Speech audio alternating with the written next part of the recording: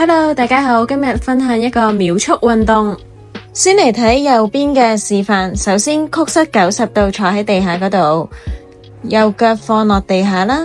跟住左腳輕輕踏入嚟一步，踩實個地，變成一個輕輕嘅交叉腳，右手支撐身體，個手臂可以斜斜放出去嘅，咁要確保手踭、臀部同埋交叉腳嗰個交叉位成一條直線，咁就可以開始啦。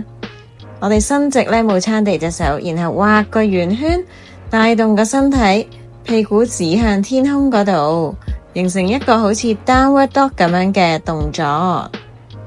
記得呢，我哋畫圈嗰陣呢，覺得想畫一個好大好大嘅圓形，然後呢，將我哋嘅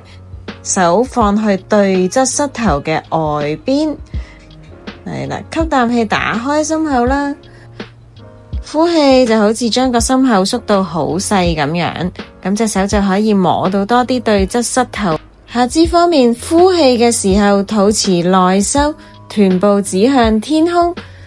我哋上方嗰隻腳腳掌盡量都踩實喺個地板度，有需要兩隻腳都微曲膝頭，而放喺下方嗰隻腳呢，只係腳趾踩地就可以啦。吸啖氣啦，預備好，呼氣，肚臍內收，好似頂個臀部上天空咁，盡量延長後大腿，有一種 hamstring 拉伸嘅感覺，膝頭係放鬆嘅。睇埋左邊嘅示範，講多少少細節，都係90度曲膝，記得上面嗰隻腳呢係要動喺度嘅，腳掌踩實個地。下面嘅腳即係而家嘅左腳呢，就平放喺地下。我哋膊頭呢，有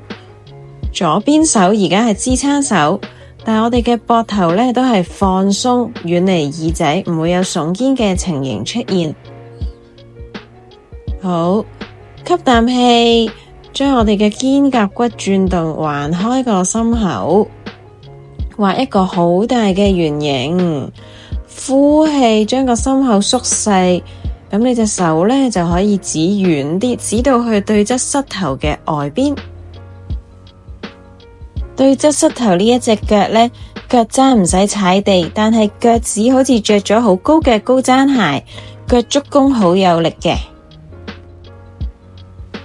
而前方嗰一隻腳呢，腳掌一直都係成隻腳掌踩實個地下。兩個膝頭可以保持微曲，只要感覺到後大腿有拉伸嘅感覺就可以啦。